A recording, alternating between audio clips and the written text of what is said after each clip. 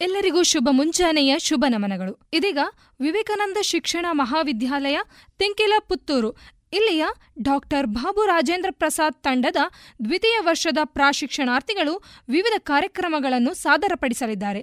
ಈ ಕಾರ್ಯಕ್ರಮದ ಸಂಯೋಜಕರು ಶ್ರೀಮತಿ ರಾಜೀವಿ ಮೇಡಂ, ಸಹಾಯಕ ಪ್ರಾಧ್ಯಾಪಕರು ವಿವೇಕಾನಂದ ಶಿಕ್ಷಣ ಮಹಾವಿದ್ಯಾಲಯ ತೆಂಕಿಲ ಪುತ್ತೂರು. ಮೊದಲಿಗೆ ಹಾಸ್ಯವಾರ್ತಾ ಪ್ರಸಾರ. ಇದೀಗ ಅನನ್ಯ ಇವರಿಂದ. ನಮಸ್ಕಾರಗಳು.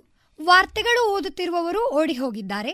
ಈಗ ಓದುತ್ತಿರುವವರು ಶ್ರೀ ತಿರುಮಲ ಮಂಜುನಾಥೇಶ್ವರ ಸುಬ್ರಹ್ಮಣ್ಯ ಗೋಕರ್ಣನಾಥೇಶ್ವರರ ಆಶೀರ್ವಾದದಿಂದ ಅಂಗಡಿ ಮುಗುರಿನ ನೆತ್ತರು ಕೆರೆಯ ಭಾಗಮ್ಮ. ವಾರ್ತೆಗಳ ಮುಖ್ಯಾಂಶಗಳು. ಚೀನಾ ದೇಶಕ್ಕೆ ಮೊಮ್ಮಗನೊಂದಿಗೆ ತಾತನ ಭೇಟಿ. ಮುಖ್ಯಮಂತ್ರಿಯ ತಾತನ ತಿಥಿಗೆ ಅಪಾರ ಜನಸ್ತೋಮ. ಸೊಸೈಟಿಯಲ್ಲಿ ರೇಷನ್ ವಸ್ತುಗಳೊಂದಿಗೆ ಸಾರಾಯಿ ವಿತರಿಸುವಂತೆ ಮನವಿ. ಸೊಳ್ಳೆ ಸರ್ಕಲ್ನಲ್ಲಿ ನಾಯಿಗಳ ಕಚ್ಚಾಟ. ಇದೀಗ ಹೆಚ್ಚಿನ ವಾರ್ತೆಗಳ ವಿವರ. ಸುಪ್ರಸಿದ್ಧ ಈಜುಕೊಳವನ್ನು ಈಜೆಯೇ ಉದ್ಘಾಟಿಸಲು ಹೋದ ಸಚಿವರೊಬ್ಬರನ್ನು ಮೀರಿಸಲು ಹೋದ ವಿದ್ಯುತ್ ಮಂತ್ರಿ.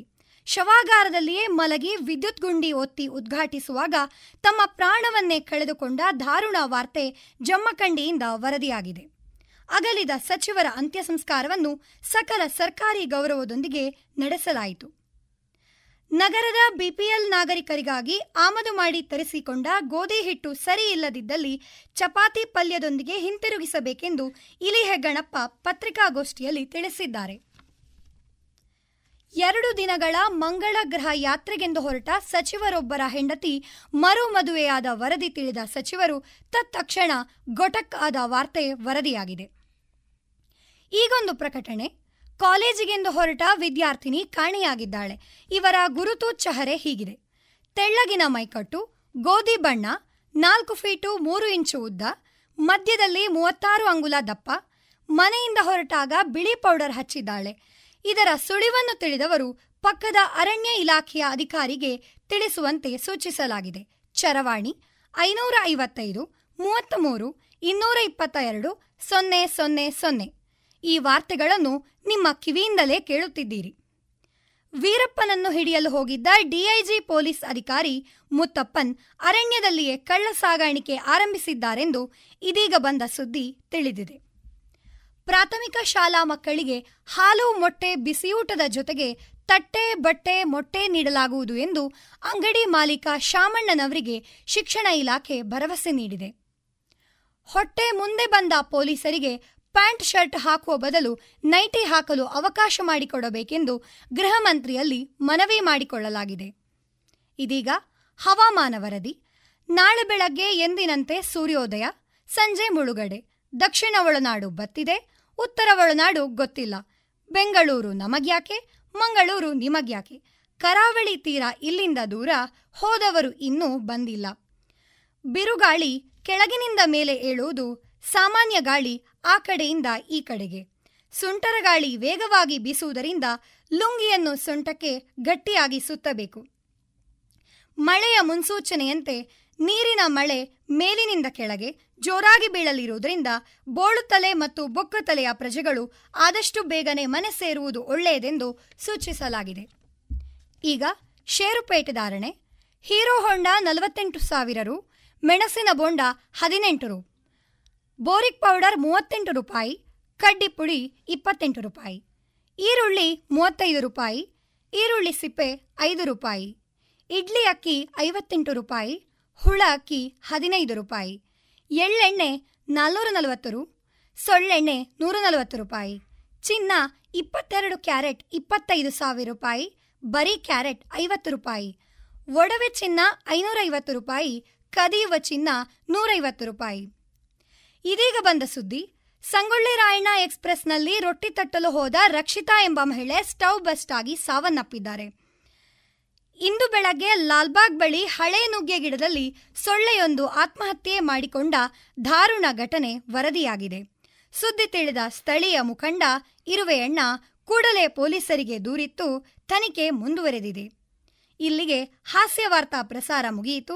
ನಮ್ಮ ಮುಂದಿನ ವಾರ್ತೆ ಮುಂದಿನ ವರ್ಷ 16ನೇ ತಾರೀಕಿನಂದು ಮಧ್ಯರಾತ್ರಿ 12 ಗಂಟೆಗೆ ಸೊಳ್ಳೆ ಸರ್ಕಲ್ನಲ್ಲಿ. ಅದುವರೆಗೆ ನಿಮ್ಮನ್ನು ವಂದಿಸುತ್ತಿರುವ ಅಂಗಡಿ ಮೊಗರಿನ ನೆತ್ತರು ಕೆರೆಯ ಭಾಗಮ್ಮ. ನಮಸ್ಕಾರ. ಬಹಳ ಸೊಗಸಾಗಿ ಹಾಸ್ಯವಾರ್ತೆಯನ್ನು ಪ್ರಸ್ತುತಪಡಿಸಿದ ಅನನ್ಯ ಇವರಿಗೆ ವಂದನೆಗಳು. ಇದೀಗ ಮುಂದಿನ ಕಾರ್ಯಕ್ರಮ ಯಮಲೋಕದಲ್ಲಿ ನ್ಯಾಯ ಎಂಬ ನಾಟಕವನ್ನು ಪ್ರಸ್ತುತಪಡಿಸಲಿದ್ದಾರೆ. ಪಾತ್ರ ಪರಿಚಯ: ಯಮಧರ್ಮನ ಪಾತ್ರದಲ್ಲಿ ಅನನ್ಯ ಕೆ, ಚಿತ್ರಗುಪ್ತನ ಪಾತ್ರದಲ್ಲಿ ಆಶಾ ಮಯ್ಯ, ಯಮ ಕಿಂಕರರಾಗಿ ಅಪೂರ್ವ ಮತ್ತು ಅನುಶ್ರೀ, ತಿಪ್ಪೇಸ್ವಾಮಿಯ ಪಾತ್ರದಲ್ಲಿ ಅಕ್ಷಯ ನವೀನ, ಸೋಮನ ಪಾತ್ರದಲ್ಲಿ ಅರ್ಚನಾ, ಕೋದಂಡರಾಮನಾಗಿ ಆಶಾ ಎಂ, ನರ್ಸ್ ಪಾತ್ರದಲ್ಲಿ ಅಂಜಲಿ, ಸೈನಿಕನ ಪಾತ್ರದಲ್ಲಿ ಅಶ್ವಿತಾ. ಏ ಸೋಮ, ತುಂಬ ಬೋರ್ ಆಗ್ತಾ ಇದೆ ಕಣು. ಬೈಕಲ್ಲಿ ಒಂದು ರೌಂಡ್ ಸುತ್ತಾಡ್ಕೊಂಡು ಬರೋಣ. ಹಾಂ ಸರಿ ಹೋಗೋಣ ಅಣ್ಣ. ಅಣ್ಣ, ಮುಂದೆ ನೋಡ್ತಾ ಗಾಡಿ ಓಡಿಸಿ. ಹೀಗೆ ಹೋದ್ರೆ ಯಾಕೋ ಯಮನ ಕೈಗೆ ಸಿಕ್ಕೊಳ್ಳೋ ಹಾಗೆ ಕಾಣ್ತಾ ಇದೆ. ಅಯ್ಯೋ ಅಣ್ಣ, ಮುಂದೆ ಪೊಲೀಸ್ ಇದ್ದಾರೆ, ಹೆಲ್ಮೆಟ್ ಬೇರೆ ಹಾಕಿಲ್ಲ. ಹೌದಲ್ವಾ, ರಿಸ್ಕ್ ಬೇಡ, ಅಡ್ಡದಾರಿಯಲ್ಲಿ ಹೋಗೋಣ. ಅಯ್ಯೋ ನಾಯಿ ನಾಯಿ ನಾಯಿ. ಅಯ್ಯೋ ಅಣ್ಣ, ಡಿವೈಡರ್ ಇದೆ, ಡಿವೈಡರ್. ಏ ಸೋಮ, ಯಾರೋ ಇದು? ಸಾಕ್ಷಾತ್ ಯಮಧರ್ಮರಾಯಂತರ ಕೈಯಲ್ಲಿ ಗದೆ ಹಿಡಿದ ವ್ಯಕ್ತಿ, ಪಕ್ಕದಲ್ಲಿ ಚಿತ್ರಗುಪ್ತಂತರ ದೊಡ್ಡ ಪುಸ್ತಕ ಹಿಡಿದು ಚಿತ್ರಗುಪ್ತನನ್ನೇ ಹೋಲೋ ವ್ಯಕ್ತಿ, ಅಕ್ಕಪಕ್ಕದಲ್ಲಿ ಇಬ್ಬರು ಯಮಕಿಂಕರರು. ಅಯ್ಯೋ, ನಾನು ಎಲ್ಲಿದ್ದೀನಿ? ಏನಾಗ್ತಾ ಇದೆ? ಈ ವೇಷಧಾರಿಗಳು ಯಾರು? ಲೋ ಸೋಮ, ಮೊದಲು ಆ್ಯಂಬುಲೆನ್ಸ್ಗೆ ಫೋನ್ ಹಚ್ಚೋ, ರಕ್ತ ಹೋಗ್ತಾ ಇದೆ. ಮೊದಲು ಆಸ್ಪತ್ರೆ ಕರ್ಕೊಂಡೋಗು, ಎಷ್ಟು ಖರ್ಚಾದರೂ ಪರವಾಗಿಲ್ಲ. ಮುಂದಿನ ಇಲೆಕ್ಷನಲ್ಲಿ ನನಗೆ ಟಿಕೆಟ್ ಕೊಡ್ತೀನಿ ಅಂದಿದ್ದಾರೆ. ಅಣ್ಣ ಕೂಲ್, ಇನ್ನೆಲ್ಲಿ ಆಸ್ಪತ್ರೆ, ಇನ್ನೆಲ್ಲಿ ಎಲೆಕ್ಷನ್? ಅಣ್ಣ, ನಿಮ್ಮ ಹಿಂದೆನೇ ನಾನಿದ್ನಲ್ಲ, ನಾನು ನಿಮ್ಮ ಬೈಕ್ ಮೇಲೆ ಬಿದ್ದು ತಲೆ ಹೊಡೆದೇ ಹೋಯ್ತು. ಪಾರ್ಟಿ ಟಿಕೆಟ್ ಬರೋ ಮೊದಲೇ ನಮ್ಮಿಬ್ಬರಿಗೂ ಈ ಚಿತ್ರಗುಪ್ತ ಮೇಲಿನ ಟಿಕೆಟ್ ಕೊಟ್ಟುಬಿಟ್ಟಿದ್ದಾನೆ. ಯಮಧರ್ಮನಿಗೆ ಜಯವಾಗಲಿ, ಯಮಲೋಕದ ಒಡೆಯನಿಗೆ ಜಯವಾಗಲಿ, ದುಷ್ಟ ಶಿಕ್ಷಕನಿಗೆ ಜಯವಾಗಲಿ, ನ್ಯಾಯಪಾಲಕನಿಗೆ ಜಯವಾಗಲಿ, ಯಮಧರ್ಮನಿಗೆ ಜಯವಾಗಲಿ. ಎಲ್ಲರೂ ಕುಳಿತುಕೊಳ್ಳಿ. ಚಿತ್ರಗುಪ್ತ, ನಮ್ಮ ಯಮಲೋಕದಲ್ಲಿ ಎಲ್ಲರೂ ಕ್ಷೇಮವೇ? ಹೌದು ಒಡೆಯ, ಎಲ್ಲರೂ ಸೌಖ್ಯ, ಆರಾಮವಾಗಿದ್ದಾರೆ. ಚಿತ್ರಗುಪ್ತರೇ, ಇಂದಿನ ನಮ್ಮ ಸಭೆಯ ಮಹತ್ವವೇನು? ಯಮಧರ್ಮ, ನಮ್ಮ ಲೋಕದಲ್ಲಂತೂ ಯಾವ ತೊಂದರೆಯೂ ಇಲ್ಲ. ಆದರೆ ಈ ದಿನ ಭೂಲೋಕದಿಂದ ಯಮಲೋಕಕ್ಕೆ ಕೆಲವು ಅಪರಾಧಿಗಳು ಬಂದಿದ್ದಾರೆ. ಅವರೀಗ ನಮ್ಮ ಯಮಕಿಂಕಕರ ಆತಿಥ್ಯವನ್ನು ಪಡೆಯುತ್ತಿದ್ದಾರೆ. ಏನು ಖದೀಮರೆ? ಯಾರವರು? ಒಬ್ಬೊಬ್ಬರನ್ನಾಗಿ ಆಸ್ಥಾನಕ್ಕೆ ಕರೆಸು, ಎಳೆದುಕೊಂಡು ಬನ್ನಿ ಆತನನ್ನು. Case number 420, Thippeswamy. ನಾನೇ ತಿಪ್ಪೇಸ್ವಾಮಿ. ನಾನು ಸತ್ತಿಲ್ಲ, ಇನ್ನೂ ಬದುಕಿದ್ದೀನಿ. ಬೇಕಾದಷ್ಟು ಗನಂದಾರಿ ಕೆಲಸ ಮಾಡಬೇಕಿದೆ. ಬೇಗ ಒಂದು ಟ್ಯಾಕ್ಸಿ ತರಿಸಿ APMC ರಸ್ತೆ ಸಿಟಿ ಹಾಸ್ಪಿಟಲ್ಗೆ ಕರ್ಕೊಂಡು ಹೋಗಿ. ಎಮರ್ಜೆನ್ಸಿ ನೋಡಿ, ತಲೆಗೆ ಏಟು ಬೇರೆ ಬಿದ್ದಿದೆ. ಅಯ್ಯೋ ಮೂರ್ಖ, ಇದು ಭೂಲೋಕವಲ್ಲ. ಈ ಲೋಕದಲ್ಲಿ ಯಾವ ಆಸ್ಪತ್ರೆನೂ ಇಲ್ಲ. ಇಲ್ಲಿ ಇರೋದು ಸ್ವರ್ಗ ನರಕ ಎರಡೇ. ಈಗ ನಿನ್ನನ್ನು ಎಲ್ಲಿಗೆ ಕಳಿಸುವುದು ಅಂತ ಇರೋದು. ಹಾಗಾದ್ರೆ ನಾನು ಸತ್ತೇ ಹೋಗ್ಬಿಟ್ಟಿದ್ದೀನ? ಇವನು 365 ಪುಟದಷ್ಟು ಪಾಪ ಮಾಡಿದ್ದಾನೆ ಪ್ರಭು. ಇವನನ್ನ ನರಕಕ್ಕೆ ಕಳಿಸಬೇಕು. ಇಷ್ಟೊಂದು ಪಾಪ ಮಾಡಿದ್ದಾನೆಯೋ? ಇವನ ಪುಣ್ಯದ ಲೆಕ್ಕ ಏನೂ ಇಲ್ಲವೇ? ಅದು ಒಂದೇ ಒಂದು ಪುಣ್ಯ ಇತ್ತು. ಒಂದು ಸರಿ ಊಟ ಸರಿಯಿಲ್ಲ ಅಂತ ತಟ್ಟೆನ ಎತ್ತಿ ಆಚೆ ಬಿಸಾಡಿದಾಗ ಆ ಅನ್ನವನ್ನು ಒಂದು ಹಸಿದಿದ್ದ ನಾಯಿ ತಿಂದು ಜೀವ ಉಳಿಸಿಕೊಂಡಿತು. ಆದರೆ ಅದೇ ನಾಯಿನ ನಿನ್ನೆ ಬೈಕ್ನಲ್ಲಿ ಗುದ್ದಿ ಸಾಯಿಸಿಬಿಟ್ಟ. ಹಾಗಾಗಿ ನೋ ಬ್ಯಾಲೆನ್ಸ್. ಇವನು ಬಹುಶಃ ನಮ್ಮ ಹಳೆ ಗಿರಾಕಿರ್ಬೇಕು. ಬಡ್ಡಿ ಮಗ, ಪರ್ಸೆಂಟೇಜ್ ಕೊಡದೆ ನನ್ನ ಪುಣ್ಯದ ಲೆಕ್ಕ ಬಿಚ್ಚಲ್ವಾ ಅಂತ. ಮಹಾರಾಜ, ಚಿತ್ರಗುಪ್ತ ಸುಳ್ಳು ಹೇಳ್ತಾ ಇದ್ದಾರೆ. ಪುಣ್ಯದ ಲೆಕ್ಕ ತುಂಬಾನೇ ಇದೆ. ಮೊನ್ನೆ ತಾನೇ ರಾಮಣ್ಣನ ಹೆಂಡತಿಗೆ 2 ಲಕ್ಷ ಕೊಟ್ಟಿದ್ದೀನಿ. ಕಳ್ಳಬಟ್ಟಿ ಕುಡಿದು 100 ಜನ ಸತ್ತಿದ್ರಲ್ಲ, ಅವರಿಗೆಲ್ಲ 20,000 ಕೊಟ್ಟಿದ್ದೀನಿ. ಪ್ರಭು, ಇವರು ಹೇಳಿದ್ದು ನಿಜ. ಆದರೆ ತಿಪ್ಪೇಸ್ವಾಮಿ ರಾಮಣ್ಣನ ಹೆಂಡತಿಯನ್ನು ಇಟ್ಟುಕೊಂಡಿದ್ದ ಕಾರಣ ರಾಮಣ್ಣ ನೇಣು ಹಾಕೊಂಡ. ಇನ್ನು ಕಳ್ಳಬಡ್ಡಿ ವ್ಯಾಪಾರ ಇದನ್ನು ಮಾಡ್ತಾ ಇದ್ದದ್ದೇ ತಿಪ್ಪೇಸ್ವಾಮಿ. ಇವನಿಂದಲೇ 100 ಜನ ಪ್ರಾಣ ಕಳೆದುಕೊಂಡದ್ದು. ತಿಪ್ಪೇಸ್ವಾಮಿ, ನೀನು ಒಂದು ಪುಣ್ಯವನ್ನ ಗಳಿಸಿದ್ರು ನಾನಿನ್ನ ಸ್ವರ್ಗಕ್ಕೆ ಕಳಿಸ್ತೀನಿ. ಮೊನ್ನೆ ತಾನೇ ಕೊರೋನಾ ಬಂದಾಗ ಬಡವರಿಗೆ ಹಾಲು ಊಟ ಕೊಟ್ಟಿದ್ದೇನೆ. ಈ ಚಿತ್ರಗುಪ್ತ ಅದ್ಯಾವುದನ್ನು ಲೆಕ್ಕಕ್ಕೆ ತಗೊಳ್ಳಿಲ್ಲ. ಬೇಕಾದ್ರೆ ನಮ್ಮ ಸೋಮನ್ನೇ ಕೇಳಿ. ನೀನು ಹೇಳಿದ್ದು ಸರಿ, ಆದರೆ ಆ ಪುಣ್ಯದ ಲೆಕ್ಕ ನಿನ್ನ ಬಂಟ ಸೋಮನ ಹೆಸರಿನಲ್ಲಿದೆ. ಆ ಪುಣ್ಯದ ಲೆಕ್ಕ ಎಲ್ಲ ಸೋಮನಿಗ? ಅದು ಹೇಗೆ ರಾಂಗ್ ಎಂಟ್ರಿ ಮಾಡಿದ್ರಿ ನೀವು? ಅಯ್ಯೋ, ಎಲೆಕ್ಷನ್ ಹತ್ತಿರ ಬರ್ತಾ ಇದೆ ಅಣ್ಣ. ಈಗ ಹಂಚಿದ್ರೆ ಜನ ನೆನಪು ಇಟ್ಕೊಂಡು ಮತ್ತೆ ನಿಮಗೆ ವೋಟ್ ಹಾಕುತ್ತಾರೆ ಅಂತ ಹೇಳಿದ್ದು ಸೋಮ. ಅವರು ಹೇಳಿದ ಕಾರಣ ನೀನು ಹಂಚಿದ್ದು. ಸ್ವಯಂ ಪ್ರೇರಣೆ ಇಲ್ಲದೆ ಪ್ರತಿಫಲ ಅಪೇಕ್ಷೆಯಿಂದ ಕೊಟ್ಟಿದ್ದು ದಾನ ಆಗಲ್ಲ. 1 ವರ್ಷದ ಹಿಂದೆ ಗುಡಿ ಕಟ್ಟೋಕೆ ಹಣ ಕೊಟ್ಟಿದ್ದೆ. ಇದು ಮಾತ್ರ ನಿಜ. ನಿಮ್ಮ ಸ್ವಂತ ಬುದ್ಧಿಯಿಂದನೇ ಮಾಡಿದ ಕೆಲಸವಾದರೂ ಯಮಧರ್ಮ ಮೊದಲೇ ತಿಳಿಸಿದ್ದರು. ಕಳೆದ ಸಲ ನಮ್ಮ ಸಂವಿಧಾನದ ಒಂದು ತಿದ್ದುಪಡಿಯಲ್ಲಿ ಭೂಲೋಕದಲ್ಲಿ ಸಣ್ಣ ಪುಟ್ಟ ಸಹಾಯ ಮಾಡಿ ಸೆಲ್ಫಿ ತೆಗೆದುಕೊಂಡು ದೊಡ್ಡದಾಗಿ ಪೇಪರ್ಗಳಲ್ಲಿ ಹಾಕಿ ಪ್ರಚಾರ ಮಾಡುವ ಹವ್ಯಾಸ ಜಾಸ್ತಿಯಾಗಿದೆ. ಅದಕ್ಕೆ ಯಾರು ದಾನ ಮಾಡುವಾಗ ಫೋಟೋ ತೆಗೆಸಿಕೊಂಡು ಪ್ರಚಾರಕ್ಕಾಗಿ ಪ್ರದರ್ಶನ ಮಾಡುತ್ತಾರೆ ಅಂಥವರ ಪುಣ್ಯದ ಲೆಕ್ಕ ನೀನು ಬರೆಯಬೇಡ ಅಂತ. ಆದರೆ ಈ ತಿಪ್ಪಸ್ವಾಮಿ ದಾನ ಮಾಡಿದ್ದನ್ನು ಅರ್ಚಕರೊಂದಿಗೆ ಸೆಲ್ಫಿ ತೆಗೆದು 4 ಪತ್ರಿಕೆಗಳಲ್ಲಿ ಪ್ರಕಟವಾಗಿದೆ. ಹಾಗೆ ನಾನು ಇದನ್ನು ಲೆಕ್ಕಕ್ಕೆ ಇಡ್ಲಿಲ್ಲ. ಯಾರಲ್ಲಿ? ಇವನನ್ನ ಎಳೆದುಕೊಂಡು ಹೋಗಿ ನರಕಕ್ಕೆ ತಳ್ಳಿ. ಸರಿ ಪ್ರಭುಗಳೇ. ಪ್ರಭು ಕ್ರಿಯಾಲೋಕವಾಗುತ್ತಿದೆ. ಅವನ ಕಡೆಯ ಆಸೆ ಕೇಳಲಿಲ್ಲವಲ್ಲ? ನಿಲ್ಲಿ. ನಿನ್ನ ಕಟ್ಟಕಡೆಯ ಆಸೆ ಏನಾದರೂ ಇದೆಯಾ ತಿಪ್ಪೇಸ್ವಾಮಿ? ತಿಪ್ಪೇಸ್ವಾಮಿ ಹಿಂದೆ ತಿರುಗಿ ಸೋಮನ ಕಡೆ ನೋಡಿ ಏನೋ ಸನ್ನೆ ಮಾಡಿದ. ಸೋಮ ಜೇಬನ್ನು ತಡಕಾಡಿ ಸಪ್ಪೆ ಮುಖದಲ್ಲಿ, ಸಾರಿ ಅಣ್ಣ. ಪಾಪ ಇದುವರೆಗೆ ತಿಪ್ಪೇಸ್ವಾಮಿಯ 100 ಫೋಟೋಗಳನ್ನು ತೆಗೆದಿದ್ದ ಸೋಮ, ಆದರೆ ತಿಪ್ಪೇಸ್ವಾಮಿಯನ್ನು ಯಮಭಟರು ಎಳೆದೊಯ್ಯುವ ಫೋಟೋ ತೆಗೆಯಲು ಅವನ ಬಳಿ ಮೊಬೈಲ್ ಇರಲಿಲ್ಲ. ಯಮಕಿಂಕರರೇ, ಈ ತಿಪ್ಪೇಸ್ವಾಮಿಯನ್ನ ಎಳೆದುಕೊಂಡು ಹೋಗಿ ನರಕಕ್ಕೆ ತಳ್ಳಿ. ಈತನ ತಪ್ಪಿಗೆ ತಕ್ಕ ಶಿಕ್ಷೆನ ನೀಡಿ. ಆಗಲಿ ಮಹಾಪ್ರಭುಗಳೇ. ಕ್ಷಮಿಸಿ ಒಡೆಯ, ನನ್ನನ್ನು ಮನ್ನಿಸಬೇಕು. ಏಳು. ಏನು ನಿನ್ನ ಚರಿತ್ರೆ? ಒಡೆಯ, ಭೂಲೋಕದಲ್ಲಿ ಇವನೊಬ್ಬ ಅದಕ್ಷ ರಾಜಕಾರಣಿ. ಅಧರ್ಮ, ಅನೀತಿ, ಅನ್ಯಾಯ, ಅಸತ್ಯ ಎಲ್ಲವೂ ಇವನಲ್ಲಿ ಸೇರಿಕೊಂಡಿದೆ. ದೇಶದ ಹಿತವನ್ನು ತನ್ನ ಸ್ವಾರ್ಥಕ್ಕಾಗಿ ಬಲಿಕೊಟ್ಟ ಭ್ರಷ್ಟ ಈತ. ಇವನು ಗಳಿಸಿದ ಅಕ್ರಮ ಸಂಪತ್ತಿಗೆ ಲೆಕ್ಕವೇ ಇಲ್ಲ. ಅಬ್ಬಬ್ಬಾ, ಅಷ್ಟು ಮೋಸ ಮಾಡಿದ್ದಾನೋ? ಪ್ರಭುಗಳೇ, ಅದನ್ನು ನಾನು ಹೇಳುತ್ತೇನೆ. ಈ ರಾಜಕಾರಣಿ ಕೋದಂಡರಾಮ ದೊಡ್ಡ ಸೇತುವೆ ಮುರಿದು ಬೀಳುವಂತೆ ಮಾಡಿದ. ಡಾಂಬರ್ ಹಾಕಲು ನಿಗದಿಯಾಗಿದ್ದ ಹಣ, ನೆರೆ ಪರಿಹಾರಕ್ಕೆ ಬಿಡುಗಡೆಯಾದ ಹಣ ಎಲ್ಲವೂ ಇವನ ಜೇಬು ತುಂಬಿದೆ. ಯಬ, ಇವನ ಸಾಧನೆಯೇ ಏನು ಕೋದಂಡರಾಮ? ಯಾಕೆ ಹೀಗೆ ಮಾಡಿದೆ?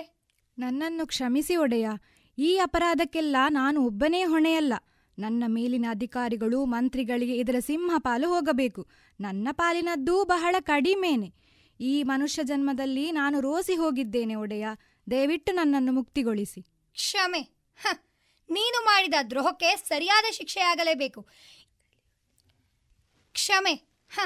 ನೀನು ಮಾಡಿದ ದ್ರೋಹಕ್ಕೆ ಸರಿಯಾದ ಶಿಕ್ಷೆಯಾಗಲೇಬೇಕು. ಈಗಲೇ ಈತನನ್ನು ಎಳೆದೊಯ್ದು ಕೊಪ್ಪರಿಗೆಯಲ್ಲಿ ಗಳಗಳ ಕುದಿಯುವ ಎಣ್ಣೆಗೆ ಹಾಕಿ ಸಾಯಿಸಿ ಈತನ ಅಜೀರ್ಣವೆಲ್ಲ ಜೀರ್ಣವಾಗಲಿ. ಈ ಶಿಕ್ಷೆಯನ್ನ ನಮ್ಮ ಪ್ರಜೆಗಳು ಕಣ್ತುಂಬ ನೋಡಲಿ. ಯಾರಲ್ಲಿ? ಸೇವಕರೇ, ಈ ಮೋಸಗಾರನನ್ನ ಸಾಯಿಸಿ. ಆಗಲಿ ಒಡೆಯ. ಚಿತ್ರಗುಪ್ತ, ಮುಂದಿನ ಅಪರಾಧಿಯನ್ನು ಕರೆಸು. ನನ್ನನ್ನು ಕ್ಷಮಿಸಿ ಒಡೆಯ, ಮನ್ನಿಸಿ, ಕಾಪಾಡಿ ನನ್ನನ್ನು. ಅರಿವಿಲ್ಲದೆ ಮಾಡಿದ ತಪ್ಪಿಗೆ ಕ್ಷಮಿಸಿ ಜಿಯಾ. ಎಲೆ ಚಿತ್ರಗುಪ್ತ, ಈ ನರ್ಸ್ ಮಾಡಿದ ಘನಾಪರಾಧವೇನು?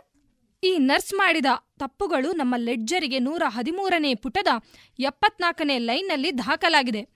ಇವಳು ಹೆಸರಿಗೆ ಮಾತ್ರ ನರ್ಸ್, ಆದರೆ ಮಾಡಿದ ಘನಕಾರ್ಯ ಅಷ್ಟಿಷ್ಟಲ್ಲ. ರೋಗಿಗೆಂದು ಸರಕಾರ ಕೊಟ್ಟ ಔಷಧವನ್ನು ಕದ್ದು ಮಾರುತ್ತಾಳೆ.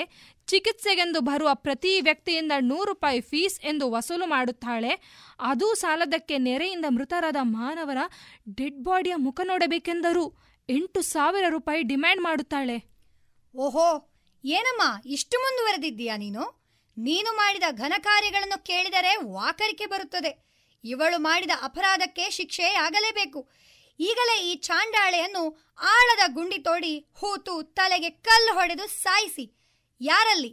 ಯಮಕಿಂಕರರೇ, ಊರ ಜನರ ಎದುರು ಈಕೆಯ ಗ್ರಚಾರ ಬಿಡಿಸಿ. ಆಗಲಿ ಒಡೆಯ, ಈಗಲೇ ಈ ಕೆಲಸ ಮಾಡುತ್ತೇವೆ. ಚಿತ್ರಗುಪ್ತ, ಇನ್ನು ಮುಂದಿನ ಅಪರಾಧಿಯನ್ನು ಕರೆಸು. ಯಮಕಿಂಕರರೇ, ಆ ಸೈನಿಕನನ್ನು ಕರೆತನ್ನಿ. ಜೈ ಹಿಂದ್, ಭಾರತ್ ಮಾತಾ ಕಿ ಜೈ, ವಂದೇ ಮಾತರಂ. ಚಿತ್ರಗುಪ್ತ, ಇವನದು ಇದೇನು ವಿಚಿತ್ರ ನಡವಳಿಕೆ? ಹೌದು ಒಡೆಯ, ಇವನೊಬ್ಬ ಪ್ರಾಮಾಣಿಕ ಸೈನಿಕ, ಭ್ರಷ್ಟನಲ್ಲ. ದೇಶಕ್ಕಾಗಿ ಹೋರಾಡುತ್ತಾ ಹುತಾತ್ಮನಾದವನು. ವೈರಿಗಳು ಇವನನ್ನು ಅಪಹರಿಸಿ ಕೊಂಡೊಯ್ದು ಚಿತ್ರಹಿಂಸೆ ಕೊಟ್ಟರೂ ದೇಶದ ರಹಸ್ಯವನ್ನು ಬಿಟ್ಟುಕೊಡದೆ ಅಲ್ಲಿಂದ ಹೇಗೋ ತಪ್ಪಿಸಿಕೊಂಡು ಬಂದ ಚಾಣಾಕ್ಷನೀತ. ಅನೇಕ ಶ್ಲಾಘನೀಯ ಕೆಲಸವನ್ನು ಮಾಡಿದ ಈತನಿಗೆ ಬಹಳಷ್ಟು ಪ್ರಶಸ್ತಿಗಳು ಲಭಿಸಿದೆ ಪ್ರಭುಗಳೇ. ದೇಶದ ಸೈನಿಕ ಭೇಷ್. ನಿನ್ನಂತಹ ಸೈನಿಕರು ಇನ್ನಷ್ಟು ಈ ದೇಶದಲ್ಲಿ ಹುಟ್ಟಿ ಬರಬೇಕು. ಮಂತ್ರಿಗಳೇ, ಈ ಸೈನಿಕ ಮಾಡಿದ ದೇಶೋದ್ಧಾರ ಕಾರ್ಯಕ್ಕೆ ನಮ್ಮ ಲೋಕದಲ್ಲೂ ಪರಮವೀರ ಚಕ್ರ ಪ್ರಶಸ್ತಿಯನ್ನು ಕೊಟ್ಟು ಗೌರವಿಸಿ ಈತನಿಗೆ ರಂಭೆ ಊರ್ವಶಿಯರಿಂದ ವಿಶೇಷ ಆತಿಥ್ಯವನ್ನು ಕೊಡಿಸಿ. ಉತ್ತಮ ಕಾರ್ಯಗಳಿಗೆ ನಮ್ಮ ಬೆಂಬಲ ಈ ಲೋಕದಲ್ಲೂ ಇದೆ ಎಂದು ಎಲ್ಲರೂ ತಿಳಿಯಲಿ. ಆಗಲಿ ಒಡೆಯ. ಯಮ ಕಿಂಕರರೇ, ಸೈನಿಕನಿಗೆ ಹೂವಿನ ಮಾಲೆಯನ್ನು ಹಾಕಿ ಗೌರವಿಸಿ. ಶ್ರೋತೃ ಬಾಂಧವರೇ, ಕೇಳಿದ್ದೀರಾ ಇಂದಿನ ಸನ್ನಿವೇಶವನ್ನು. ಭೂಲೋಕದಲ್ಲಿ ನೀವು ಒಳ್ಳೆಯವರಾಗಿ ಒಳ್ಳೆಯ ಕೆಲಸ ಮಾಡಿ ಲೋಕಕ್ಕೆ ಬನ್ನಿ. ನಿಮ್ಮ ಜೀವನ ಪಾವನವಾಗಿ ಮೋಕ್ಷ ಹೊಂದಿರಿ. ಪ್ರಾಮಾಣಿಕರಾಗಿರಿ, ಭ್ರಷ್ಟತೆಯನ್ನು ಬಿಟ್ಟು ಬಿಡಿ. ಈ ನಾಡಿನ ಏಳಿಗೆಗಾಗಿ ಶ್ರಮವಹಿಸಿ ದುಡಿಯಿರಿ. ಯಮಧರ್ಮನಿಗೆ ಜಯವಾಗಲಿ, ಯಮಧರ್ಮನಿಗೆ ಜಯವಾಗಲಿ, ಯಮಧರ್ಮನಿಗೆ ಜಯವಾಗಲಿ. ಇಷ್ಟು ಹೊತ್ತು ಕಾರ್ಯಕ್ರಮಗಳನ್ನು ನೀಡಿದ ಬಾಬು ರಾಜೇಂದ್ರ ಪ್ರಸಾದ್ ತಂಡದ ಎಲ್ಲ ಸದಸ್ಯರಿಗೂ ತುಂಬು ಹೃದಯದ ಧನ್ಯವಾದಗಳು. ಈ ತಂಡದಲ್ಲಿ ಭಾಗವಹಿಸಿದ ವಿದ್ಯಾರ್ಥಿಗಳಾದ ಆಶಾಮಯ್ಯ, ಅನನ್ಯ ಕೆ, ಅನುಶ್ರೀ, ಅಪೂರ್ವ, ಅಂಜಲಿ, ಅಕ್ಷಯ ನವೀನ, ಅಶ್ವಿತಾ, ಆಶಾಯಂ ಹಾಗೂ ಅರ್ಚನಾ ಇವರೆಲ್ಲರಿಗೂ ಧನ್ಯವಾದ.